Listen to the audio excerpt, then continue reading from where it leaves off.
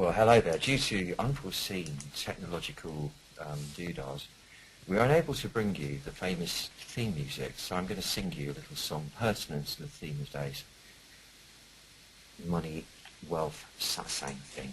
And it goes like this. You might want to sing along with me. I love money, money, she loves me.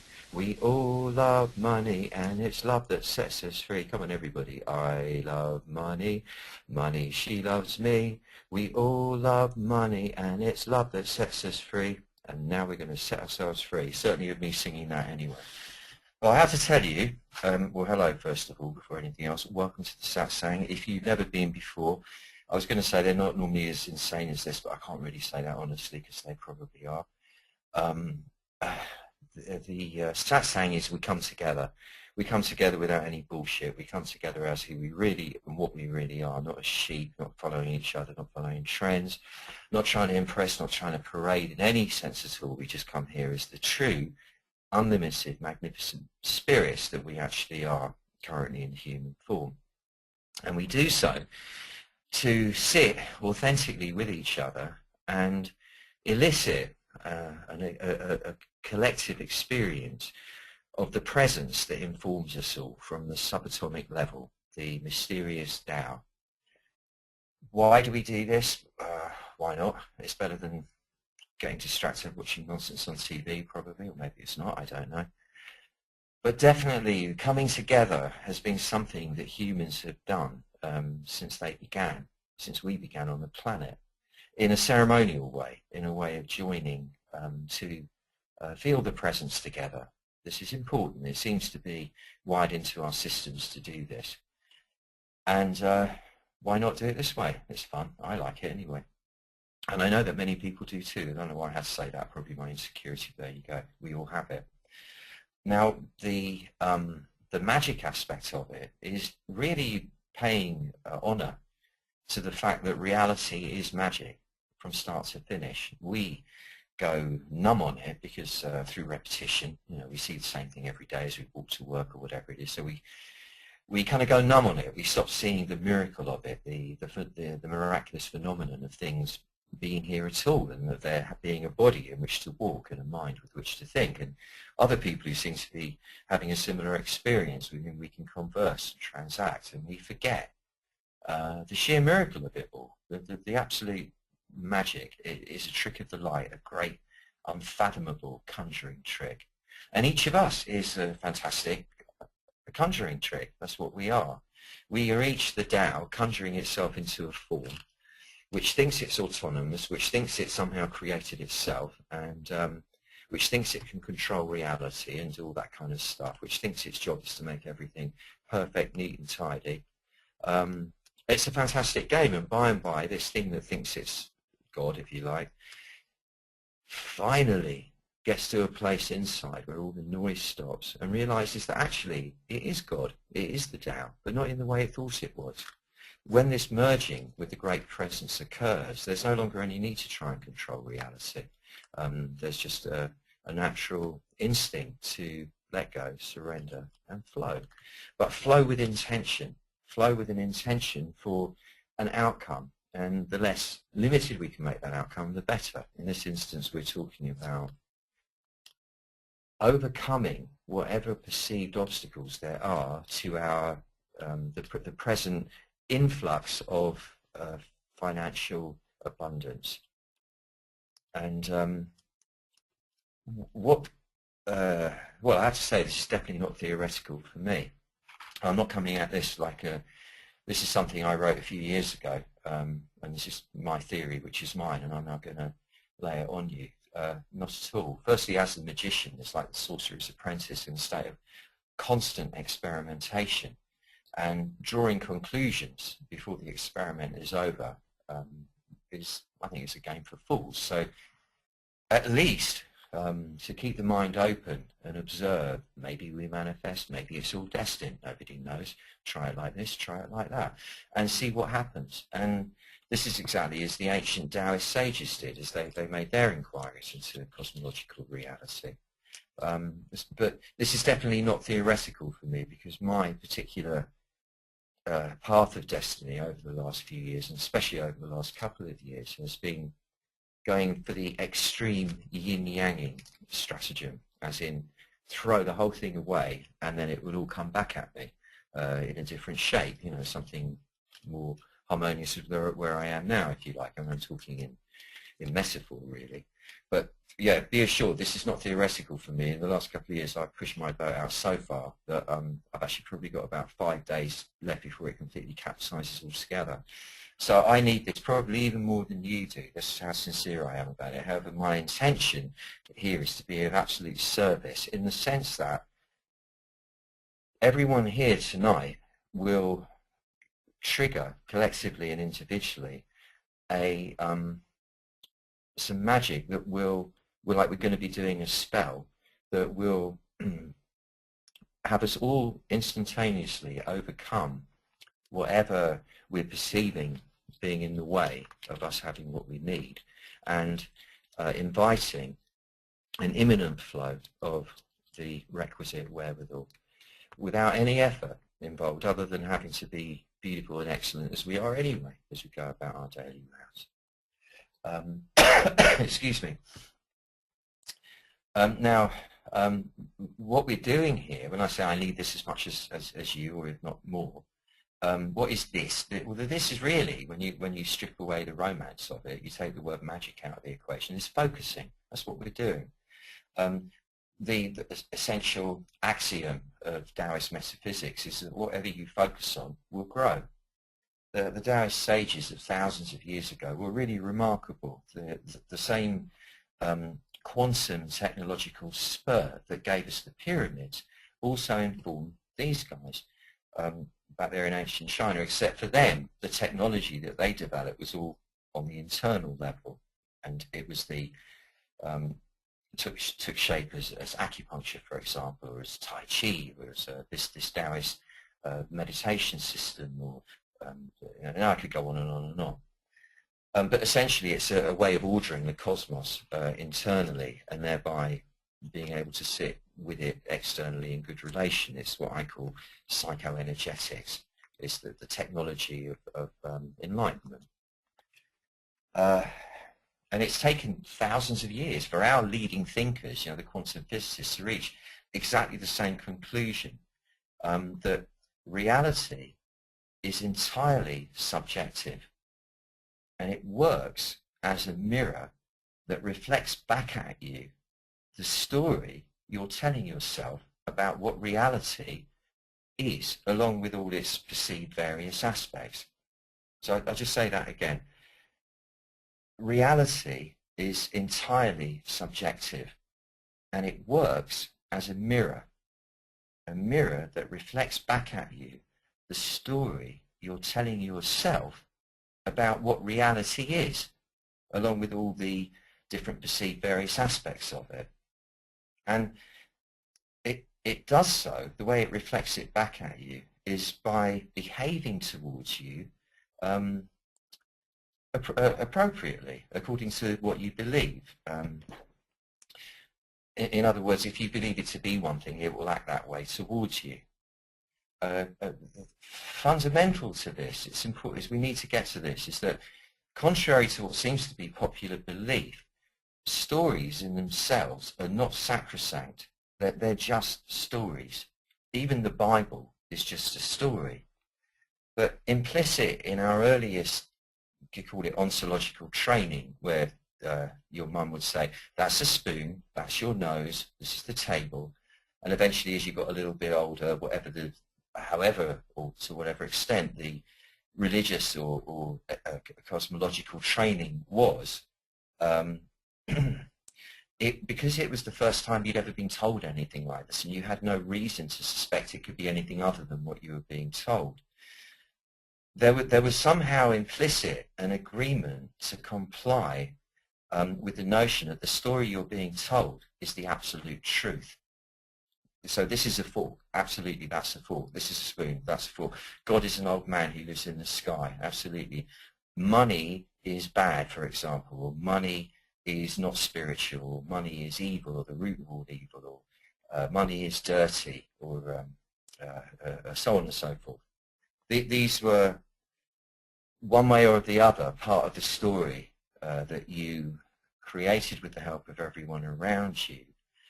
And implicit in creating this story was somehow an agreement, a contract, that you were complicit in upholding the notion that the story was sacrosanct and therefore couldn't be changed.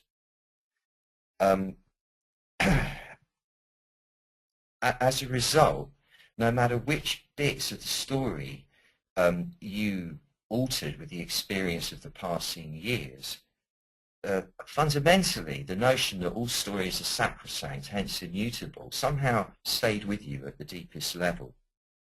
But as I say, stories are not sacrosanct, no matter how many times or by how many people they've been recounted. They do still remain just stories, and they are mutable. You can not only change the story that you're telling yourself, but you can also believe the story that you changed it to as well.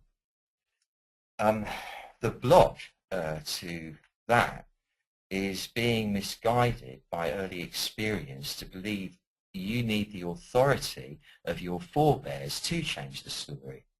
So in other words, if your forebears, the people who come before, had changed the story and it had gone on for enough generations, then it would be okay for that story to have been changed. But you would need their authority to change the story. Well, you don't. It's your story. You can do with it whatever you want, and reality will respond accordingly. I was thinking today that I used to do in the early days, I'm assuming about 35 years ago, one of the things I used to do was acupuncture at births, at childbirth. And I think I clocked up well over 150 all in all. And before I got bored of being up all night and all the rest of it, even the miracle of childbirth started wearing thin a little bit after a while. Now, not all my patients were celebrities or rich people or whatever. I did always make a point of having space for treating people who are in dire straits for very little or for nothing at all, because I believe as a healer, that's an obligation that you'd have. And, you know, there were a fair few people who were having babies, like single mothers or really young couple who didn't have any money, and it was a really bad time for them, and they were terrified that they'd not be able to support the children.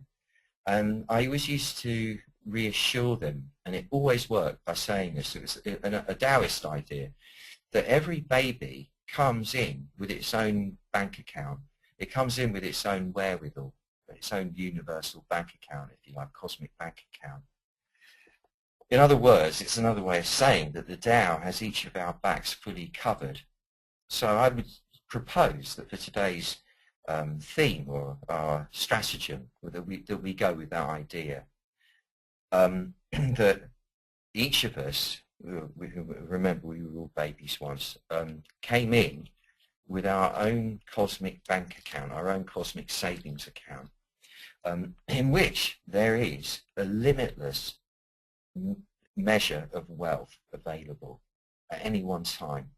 It actually never runs dry. In other words, whatever it's going to require to keep your show on the road is there for you. It's there in your account. And the only reason that there are times you may go short isn't because the account has closed down on you when you weren't looking. It isn't because someone hijacked the account or the Tao thought, well, fuck you, you don't just have your own limitless wealth account, you know, whatever. It was nothing to do with that. It was really simply that you, for a while, haven't found one of those special ATM machines that works for this. There's very few of them around, and they're not just on every street corner. And there'll be good reasons for that as well. There are times when the soul needs the lightness of not having the money. And you might think, oh yeah, great, like not having the money makes it really difficult, it limits my options, it makes it everything very hard, and it's really stressful, and I worry a lot about it and all the rest of it. But actually, if you take the worrying out of it, if you take the anxiety away from it and just take it for what it is, life is actually a lot lighter without having any excess money. And that I can tell you from personal experience. When in the old days, when I was really firing on cylinders in the mainstream media and like really doing my part of working with all these big corporate partners that I had, because that was the game at the time, and there was a lot of excess money floating around. It was a hell of a stress because everybody suddenly wanted it. There was people popping up all over the place, offering this service and that service, or demanding payment for this or that or whatever, which hadn't really been a thing they were meant to get paid for, or asking if they could borrow money. And it was just a non-stop pressure, and as well, to be responsible with it. So there's definitely, in my experience, a greater lightness of being without having any excess, because excess is unaesthetic somehow. And very much why I personally was happy to shed that level of responsibility, so that I could actually focus on my own personal creative work, not my personal, my professional creative work as an artist, as a musician and as a writer and a creator of events and so on. Excuse me, rather than play to a market, as it were. But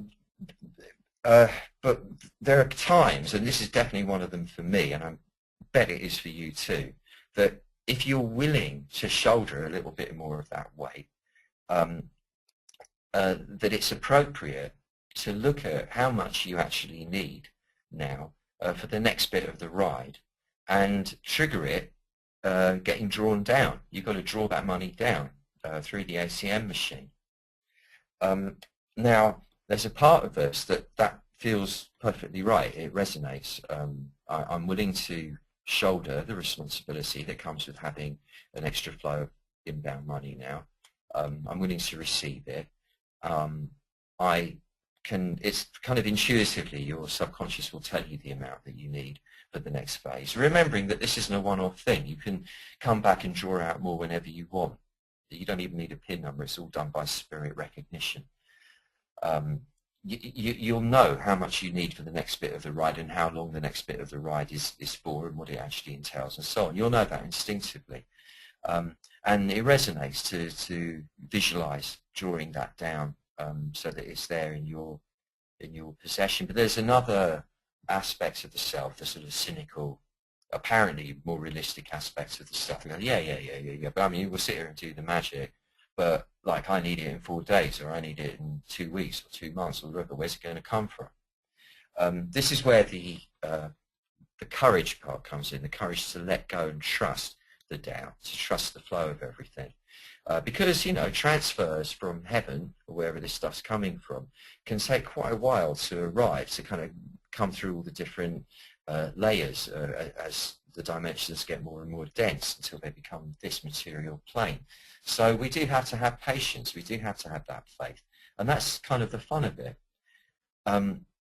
The other aspect is to have that kind of courage to go, okay, that's what I'm going to do. That's going to be my trick is that. That's how I'm going to do it.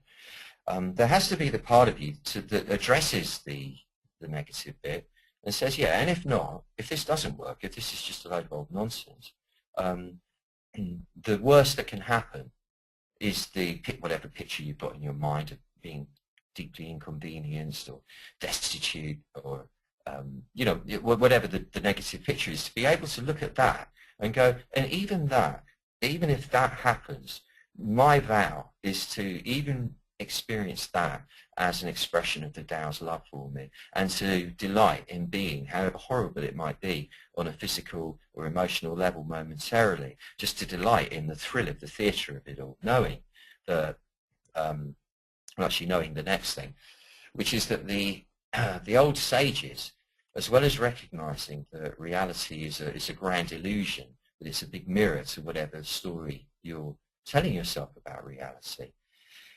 that everything, once it's in the story world, once it's taken shape in the story world, everything is governed by the play of yin and yang. It's inevitable, it's immutable, it's unavoidable. The tide must go out to come back in again. And some cycles of yin and yang, the tide has to go very, very, very way out to come back in. And generally, as in all sort of kind of spring technology, the further out it goes, or elastic band technology, the more force it comes back in with. But somehow or other, metaphorically, you have to be there, standing at the shore, waiting so that you're ready to receive it when it comes, rather than kind of getting distracted and getting lost in the fears of it not coming instead, which would be like walking back into the city looking for a job, if you like. So now, if you tell yourself that story a few times over a period, starting with now, or your own version of it, and you can see that story, surrender to that story, you'll believe it. There's nothing, as I said, sacrosanct about stories. And it's only a matter of believing. We tell ourselves a story and then we believe it. And that's what we've been doing all our lives. So there's absolutely no reason not to change the story if you want to now. So rather than seeing yourself as a bewildered, perplexed individual in a state of competition with all your fellows, scrabbling about like a chicken in the dirt for the next bit of pay, you can, if you want, tell yourself a totally different story, that you are a divine being, a limitless, magnificent, ineffable nexus of consciousness and life, presently inhabiting this vehicle, this human body, with 7 billion others similar, on a planet which is incredibly unique in that it supports life as we know it, mostly in harmony, mostly in a state of great beauty, really. I mean, compared to the cold, barren landscapes of other planets or the gaseous surfaces or what have you, this planet is amazingly beautiful and fertile. Albeit that it's in a state of ecological crisis, it's still an amazing place to be.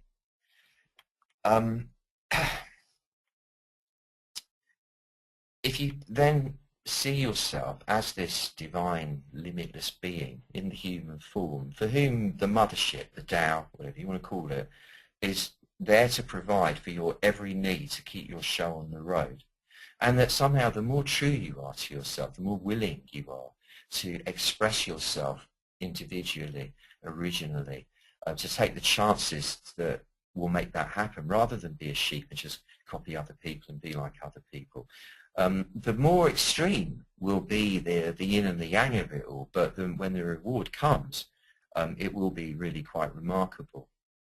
If you tell yourself that, if you tell yourself that you have, in the original dimension, so to speak, a bank account, a savings account with a limitless wealth deposited in it for you, which you're free to draw down at any time that you need it. All you have to do is go to the kind of the, what do you call it, the etheric ATM machine, and stand there with spirit recognition. I mean, you don't even have to press buttons or anything, and the amount you need will be delivered. That story will start playing out in reality to you. Secondly, though, on a kind of maybe a bit more practical level, or more mundane level, the way the ATM delivers the cash to you, the way it delivers the money to you, is one way or another through other people. So the next part of the story to change would be about other people. Rather than see others as competitors for a set of dwindling vital resources, you make a story where others are your collaborators, your brothers and sisters with whom you're collaborating in this massive team effort. And yeah, there might be a little bit of friendly, sporty competition going on to keep it interesting between you, but they're there to collaborate with you. And they love you, and they want to give you what they've been charged to give you, which is delivering the wealth that you need, the money that you need, the wherewithal, the resources. So if you were then to, say, for example, off the top of my head, visualize like a relay race of people that bring the amount of money you need from source and pass it to each other one by one, running really fast to get there. Finally, the last one gives it to you, it reaches your hand, and there's this lovely sense of this team effort of everybody being on your side and you being on their side as well. If you tell yourself that story, if it resonates with you, or a version of it, something like that, then, and you tell it to yourself a few times, you start believing it. You allow yourself to believe it, and why not? You're allowed. It's just a story, just as everything else is. It's no more or less silly or sacrosanct than any other story. It's just a story. And if you believe it, which is all that's required, by telling it to yourself a few times, just so it sits and goes, yeah, I like that. It doesn't have to make sense. It doesn't have to have logic attached to it. That's okay. I believe it. It feels good. Like, you know, the Taoist legend is that they came here, they were aliens, came from the Pleiades originally about 25,000 and then 12,000 years ago, and they deposited vast loads of information, techniques, methods, and so on, with the local people in the mountains of the north of China, and then disappeared back in their spaceship again. And that was Taoism. That was all of that, rather than it be something that develops over thousands of years through trial and error and what have you. May or may not be true. It could be a load of nonsense. But on the other hand, I believe that one. That's the one I like. I like that story. I don't have to have it proven to me. I just like it. It's a nice story. I know it's only a story, but I like that story. And that kind of makes it so that when I'm working with this stuff, and I get the messages come through for the, working with the blueprint, you get messages happen with it. They seem to be coming from some alien presence, and it's a very enjoyable, exciting feeling. That's because that's the story I told myself. But then, before we can really effectively, I think, take that story on or activate that story, we have to address what feels like the reality of the present obstacle of lack, poverty, debt, and so on. The practicalities of having a situation where there just isn't enough money at the moment, and it's troublesome and potentially very, very irksome. It's something that people stress about. The Taoists and the Buddhists both recognize that the most prevalent and intense fear of all fears for people is the fear of not making a living. The second fear is the fear of being humiliated, looking like an idiot. The third fear, which is way down the list really, is the fear of dying.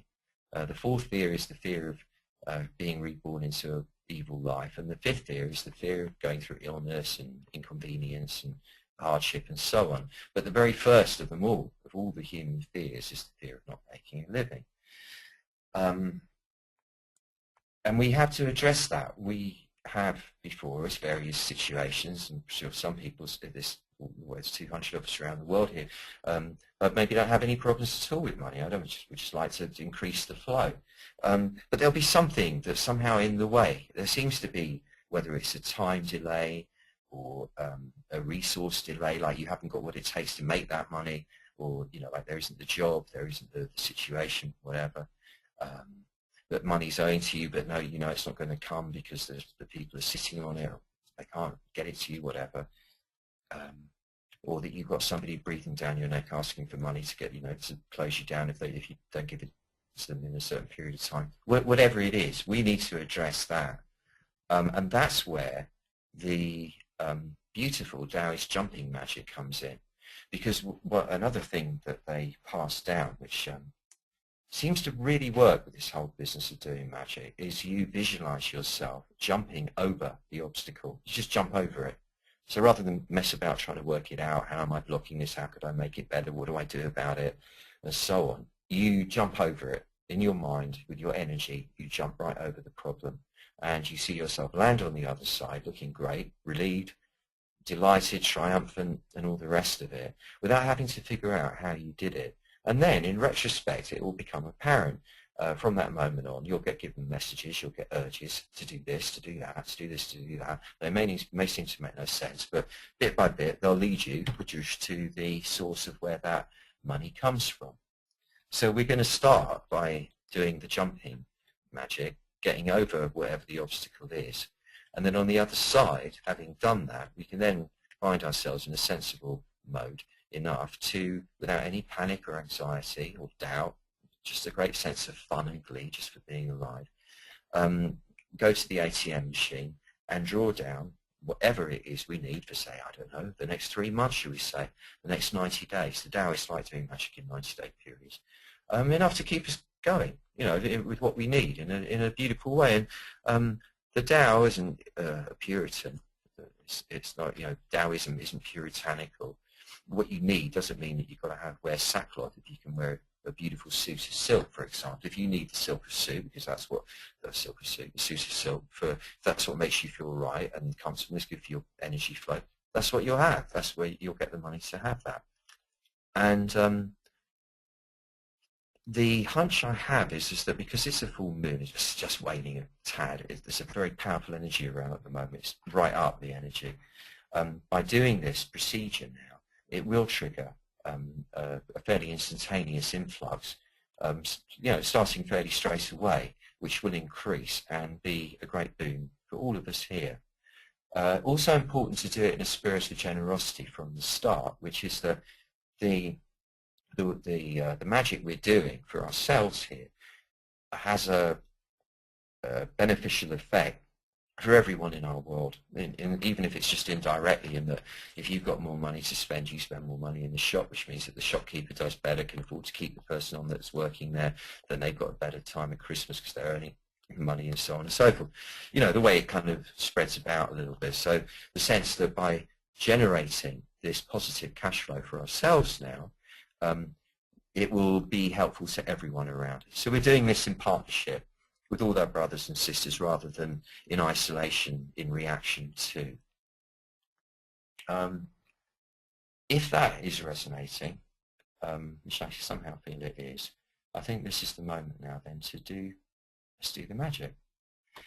You understand I'm making this up as I go along, or if I was being ridiculous about it, I say I'm channeling it. The thing to do is to start off by taking a deep breath, breathe out with a sigh, go, ah, and do it again a couple of times. And as you're doing it, let the sound carry all the tension, your thoughts, the noise, the interference in your head, your chest, down into your belly and out through your buttocks into the floor. Maybe you want to close your eyes, let your eyes rest, and do it again. Let all the tension dissolve. Let the breath stay slow now. Just let the breath flow slowly and fully and smoothly, yet somehow energetically as well. It's not a lazy breath, it's a very active breath. But it's smooth and it's flowing and it's luxurious. It's a breath that acknowledges the miracle of existence being perpetuated by the breathing process. Because, as you know, when you stop, you die.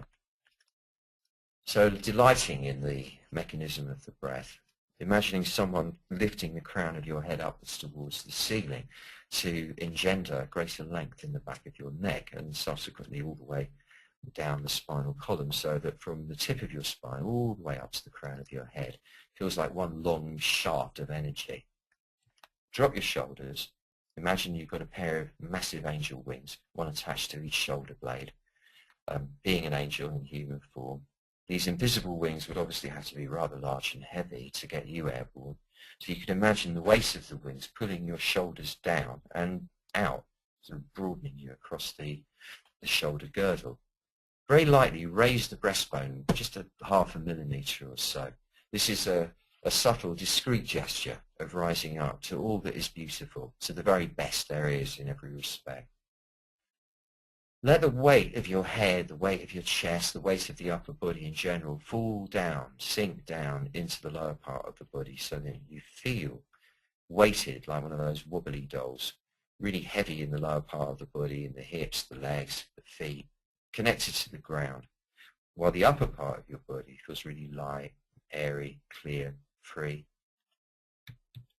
Scan with your mind from the crown of your head down over the sides of your head, the back of your head, the front of your head, your face, your throat, your chest, your shoulders, shoulder blade area, upper back, middle back, lower back, arms, hands, the sides, chest, the solar plexus region, lower abdominal region, pelvic region, genital region, the buttocks, the hamstrings, the quadriceps, the kneecaps, the calves, the shins, the feet, the toes, and anywhere that you spot yourself holding on for no reason whatsoever, stop holding on there.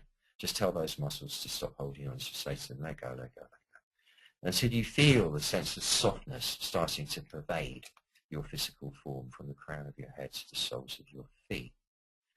Now comes the big move, the big Taoist move, the drama of not having enough money, the drama of wondering where it's going to come from, the drama of being you, and all the psycho-emotional recalibration processes you're constantly having to go through to coordinate yourself with what's going on around you, apparently. All of that goes on in the front of your body because reality seems to be happening out in front of you.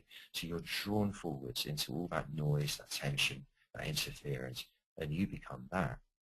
Instead, let's adopt a position of true power now and sink backwards inside your body, so that rather than be shoved up in the front there, you're now sitting comfortably in your own back.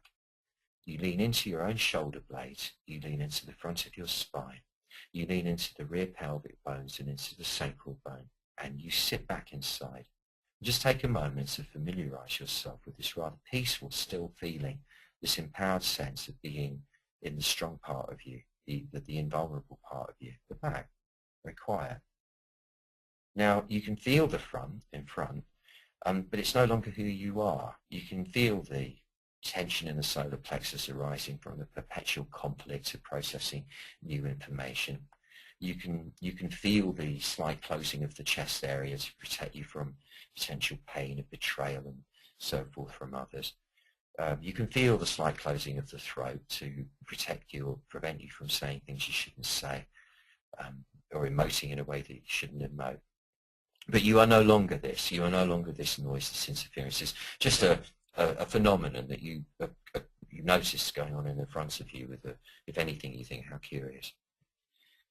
Now, tilt your head backwards just a little bit, to about 0.5 millimeter. It's just a gesture, imagining that the inside of your skull is actually a cave high up in the sacred mountains with a floor in it.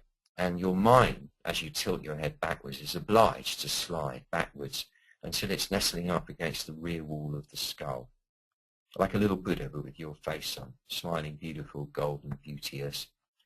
And you are gazing from the back of your head and through the mouth of the cave, which is in the front of the forehead and the middle of the forehead, into infinity, for no reason whatsoever, other than that's what there is to look at. There's no need to be looking at anything distracting. It's just natural to gaze into infinity.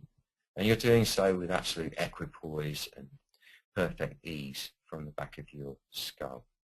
And down below, the physicality maintaining this mountain that you're sitting in the cave of is in the back of you. So you feel really strong, you feel really centered, you feel really connected and still and silent. The front of you feels really kind of clear now. You're noticing it's starting to clear. Even if there is a bit of tension, it doesn't matter. And the chest, the breastbone, your armor, is like a pair of sliding doors which you give permission now to open up, to open sideways, to reveal at the core of your chest, right there in front of where you're sitting, this beautiful flower, this rose of you, of your love, your unique splendor, your gorgeous, magnificent soul, the gift that you come here to share, your love, your beauty, your courage, your nobleness of character. And with the sliding doors open now, this beautiful love, this essence of your heart, is free to radiate. It doesn't require effort. It's just by opening the doors, the love starts to flow. And it flows two ways, both up and down the connection. So as you're breathing out, let's say, you're radiating, and as you're breathing in, you're receiving the love of everybody else, especially the love of all the people in this circle right now. And that is what stops us becoming isolated and disassociated from the continuum of love that is actually occurring at this soul level all the time. So we no longer, the more we do this, the more we sit back inside like this and just allow the love, the jewel of the heart to be open. The more we do that, the less we need to rely on acting like sheep, following, copying, trying to impress, and so on. Because we're connecting at the soul level in authenticity. So here we are now, we're all ready. Just to protect us, I'd like you to visualize a streak of light running up the rear of your spine from the coccyx to the crown, and another streak of light running from the crown down to the perineum between your legs to form a loop. And as you breathe in, just activate the light that runs up the rear of the spine. See it glow really bright. And as you breathe out, activate the light running down the front of the spine. See it glow really bright. This is protecting you. Okay, so here we all are. I want you to see yourself standing in front of a wall.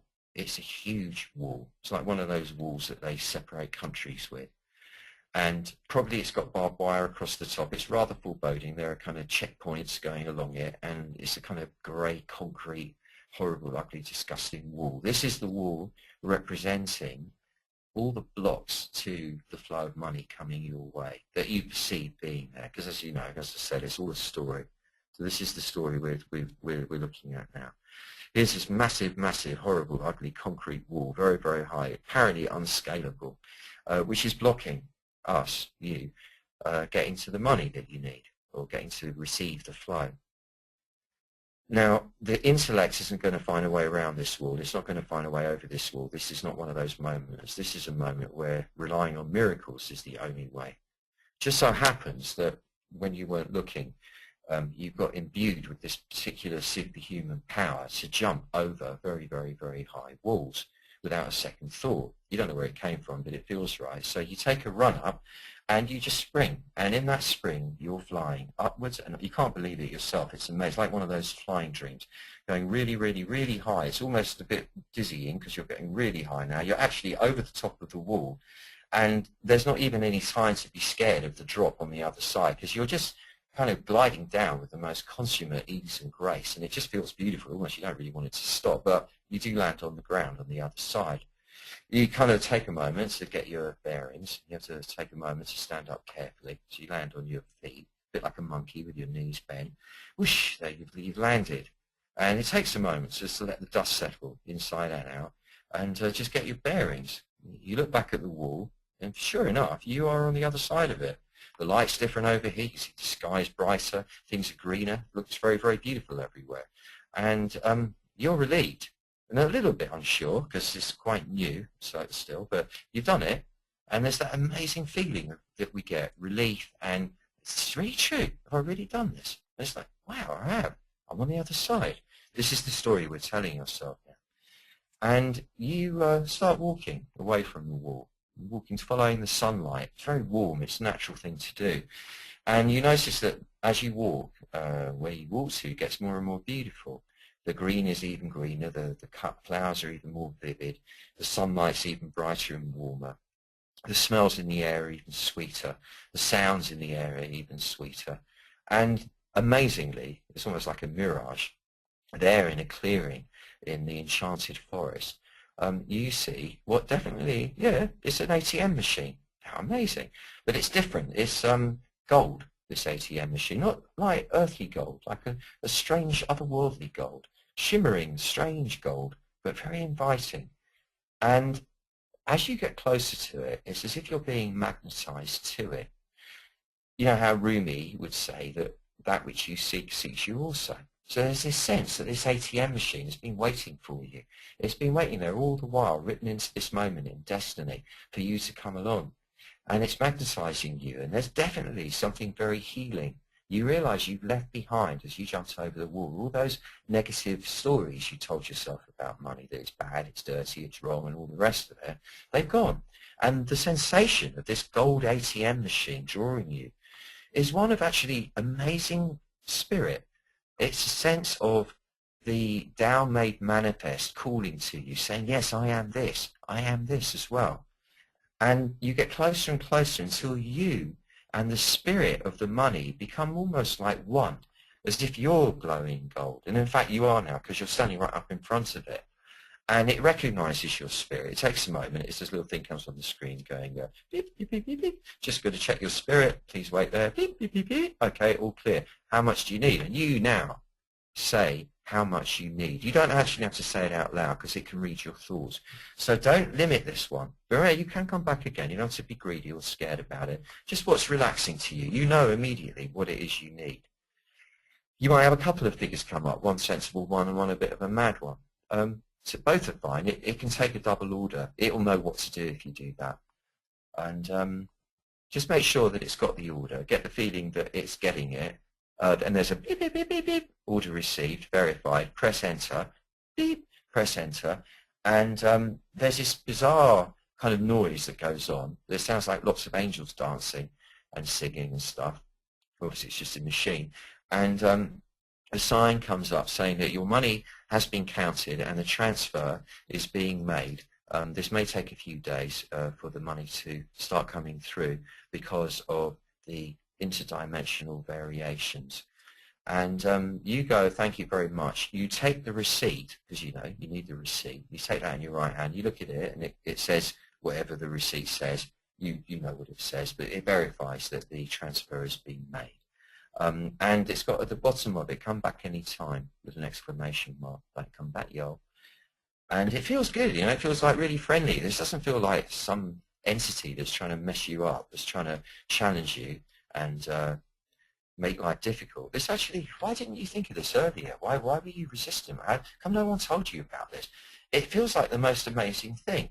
And the path leads you on, away from the ATM machine, and you're walking with a different gait. You feel lighter, you feel more confident, you feel happier, you feel brighter, your prospects have opened up, your sense of confidence and the ability to move around and do what you have to do without thinking about it too much is increasing.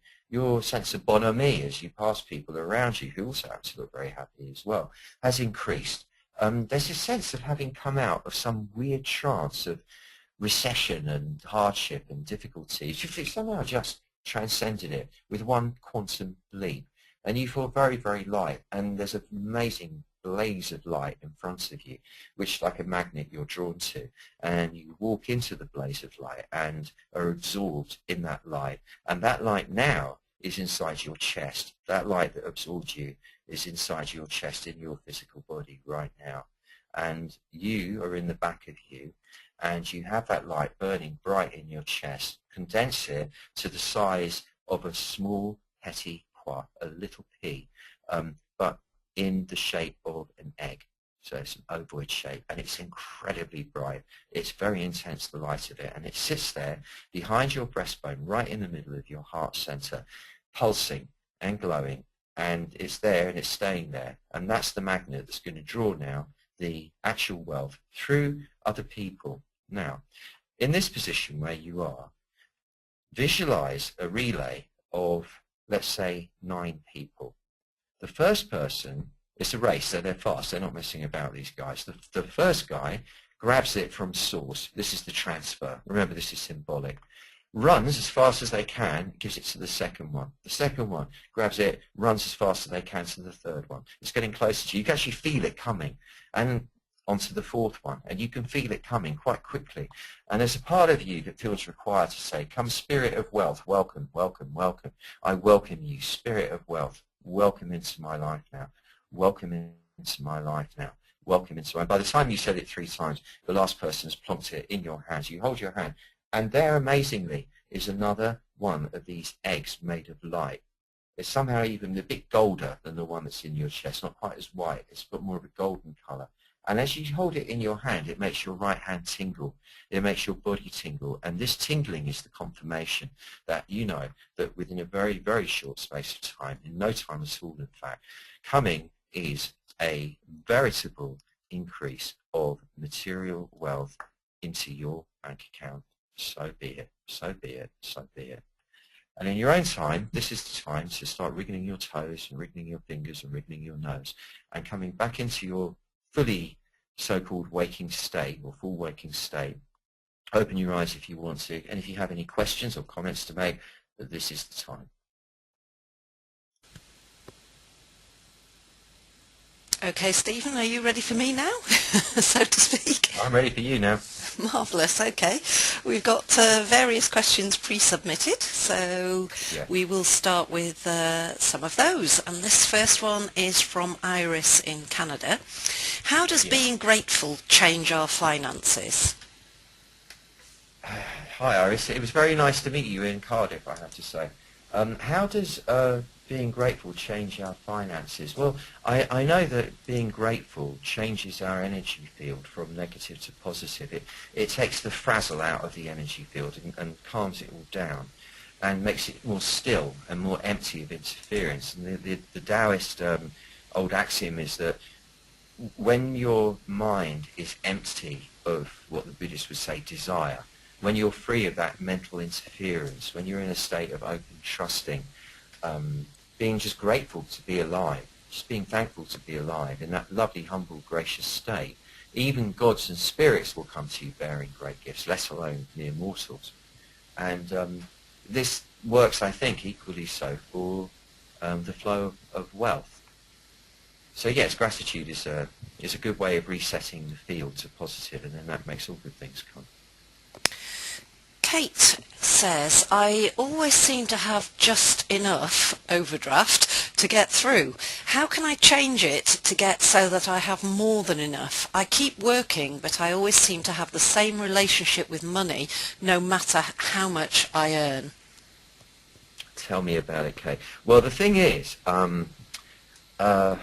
the having just enough, actually, is the definition of abundance. When it goes having more than just enough, it starts to become unaesthetic, and that's where it becomes a weight. That's what I was talking about before. It becomes a bit of an unpleasant weight when there is actually more than enough. So the ideal, masterful way of being in relation to your universal bank account, is to only draw down what you actually need. And it so happens that the way it's worked for you, mechanically speaking, is having that overdraft, nudging the limit all the time, has been how the Tao has provided for you. So you wanting to change that probably is prescient of the Tao wanting that to change for you as well. So it's time. That which you seek seeks you also. And then it's just a matter of intending to no longer have to need an overdraft, and that you will draw that money to you from the universal bank account in some other way. And having that intention clear is actually all you have to do. Once you've got that intention, the rest will happen of itself. One way or another, in a strange Taoist higgledy-piggledy way, you will be given whatever it is you need, and that will include no longer having an overdraft at the bank. Jennifer in Australia is saying, I can't seem to stay out of debt. What do I need to clear? The debt, I think. And you know what, Jennifer, I've been thinking a lot about this clearing. I don't know if we need to clear anything, do we? I think we just need to clear that wall. So we just need to jump over that wall. So if you see the debt as being that wall, and you see yourself jump over the wall, this isn't logical, remember, it's not a rational thing, this is magical. You see yourself jump over the wall of debt and be on the other side of it, looking back going, wow, I did it, I don't know how I did it, I don't know about debt anymore, goodbye to that debt. Somehow or other, life will conspire to make it that you no longer have that debt. I don't know how it works, so I don't want to get into like practical advice for, getting out of debt here, because it's boring, but it's not the place for it really. But that's what you've got to do. You've got to keep seeing yourself jump over the wall of debt, be on the other side of it and go, oh, thank goodness for that, I'm out of it. But don't try and work out how. It will happen. None of us can see how it's all going to transpire, but we must have the belief in the story that we're telling ourselves. So if we tell ourselves the story that by jumping over that wall, the debt will somehow mysteriously resolve itself, we'll be shown how to, in other words, then that's the story that will happen. That's how reality will reflect that back at us. Okay, a few comments for you here, Stephen. Malkit's saying, what an abundant wealth of information in the meditation. Thank you. What an abundantly lovely thing to say. Thank you. And Afka in Holland says, this webinar is wonderful timing with changing houses in 2 weeks. Let's create lots of money to make it a wonderful home. I love our connection. Thank you. You're welcome. Lovely to have you here, Afka. I'll come and stay for sure. And Chrissy S is back with us and said she doesn't have a question, but she did need a dose of Doc's warmth and wisdom today. Thank you as ever. Bless you, beautiful Chrissy. Lovely to have you here. All right, this next question is from Lynn, who says, does the etheric ATM I visit allow me to draw out for others? I hope so. Yeah, Lynn, the story we tell ourselves is the story we tell ourselves, right? So it's up for grabs. We are completely in command of what story we tell ourselves. And just tell yourself the story a few times that ATM you go to is forever. You've got as much unlimited, it's unlimited funds in there. It's unlimited funds. You came in as a baby with your own unlimited wherewithal. We all did. And the only reason we don't think we have is that we've forgotten that. And you tell yourself the story that is there for you. You can go back as often as you want. Keep telling yourself that story till you believe it. Even speak it out loud to yourself so you hear that voice loud and clear in your head. And that is how it will be. Now this question from Teresa is, I've heard you speak of not caring. And I've read in his book Stuart Wilde say the same. How does one not care, and how would we not? Is that not part of being human? Teresa, confused. Lovely Teresa, confused. It's a good question. And bless Stuart Wilde. He was a very, very, very, very, very lovely, lovely, lovely man. The world is poorer without his presence here. What's the question? Oh, yeah. How can you not care? No, you do care. The human part of you cares. The construct part of you, the part that's clinging for dear life to its own version of reality in the front of your body, is probably quite terrified. But the real you, the bit in the back that watches it all, it doesn't care. It knows that whichever way things go, it's still going to be an amazing experience being alive, and that's all it cares about. So if, for example, I have if everything really, really tips upside down for me, there I am sitting under a bridge begging for pound coins from passers-by who, with a sign saying used to be famous, starving, please feed, or whatever. But with shoeless as well, like being forced to be shoeless, not just about some gimmick or whatever. And freezing cold and feeling really like chattering teeth and all the rest of it, thinking, how did it ever come to this? And I know, because my vow is that even in that state, I'm still going to be able to be in my back and go, this is an amazing story. What a story. That's the way it's got to be. In other words, there has to be the part of you that's willing to love whatever ever comes. Now, if you can face it like that, you stop caring. You realise that whatever happens, it's going to be amazing. And you know that it's not, I know it's not going to end up like that unless everybody that loves me suddenly says, no, piss off, we don't want to be friends with you anymore, just go and live under the bridge there, buddy. Things are going to be all right, one way or the other. And if it swings out that far, if it reaches that level, it will swing back really strong the other way as well. So it has to be that sort of impartial witness bearing that occurs by shoving yourself into your back rather than getting stuck up in the front. It really is that simple. One more question. Couple of comments and then that question, if you like. Yeah. This is from Sarah in Houston saying, thank you, Doctor. Yes, wonderful. Just on time for a wonderful end of the year and the next coming years for everyone and everyone that comes my way. Plenty of joy, health and wealth. Yeah, same to you, Sarah. Bless you. And a comment here from Margarita. Hi Doc, since the last money webinar, Kim, I think Kim is Margarita's son, has dared to try busking and came home yesterday with £120 in coins. That felt very much like the universe sending through abundance in return for turning up and spreading cheer. Thank you. It's amazing to watch our financial tide changing. Oh, that's beautiful. And I bet that means also that Kim must be pretty good, because that's not easy to earn that money in a day. Well done. Nice one. Okay, another question from Iris as the last one. How does onomatopoeia, the dance of opposites, play in this area? Like wealth followed by recession, etc. Maybe poverty has its lessons to teach, and once integrated, we can move on, question mark.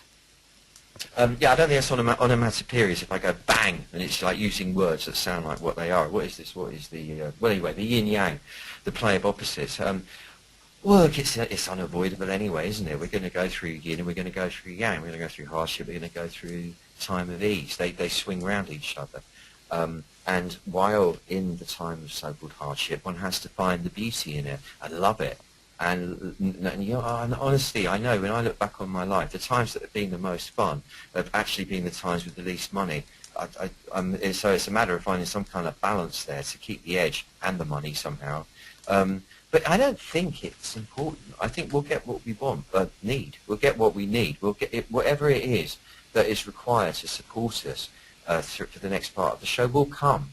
And even if we get money and there's not a financial poverty, then there'll be a poverty in some other part that will need looking at. Some part of the soul will need to be enriched, or there'll always be something that's empty that needs filling, and there'll always be something full that needs emptying. It's just the way of the yin and the yang. So, yes, the lesson must be learned, if you want to call it a lesson. I don't really see it that way. I think it's more that you have to love whatever it is. Love the Tao looking like that, and then the Tao goes, hey, thanks for that. Okay, cool. Applause. Leaves the stage, and then the Tao comes on dressed as money instead. Now you learn from that one if you want, and you've got to love that, and then it will change and do something else with it. Who knows? More money, hopefully, after that. So this is it, the big wish. We've just done the magic. It was sincere. That came from the depths of my heart and soul. And I kind of somehow felt that you were receiving it on that level as well.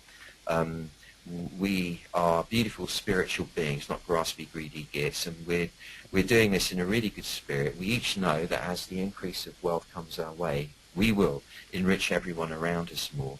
And the thought of that is already making me feel happier. I don't know if it's can feel it. I think it is making you feel happier in the heart, in the chest. Let that tiny little egg of light in your chest behind the breastbone stay there. Keep focusing on it. Keep flashing on it every now and again. And you watch, I reckon 4 days, 5 days from now, things are going to start pouring in and everything's going to shift. Let's meet up again next Sunday and discuss it anyway. It's been really beautiful. Thank you, Sue. Bless your heart. Thank you, everybody. May the wealth flow. Remember, this is the song. I love money. Money, she loves me. We all love money, and it's love that sets us free. My love to you.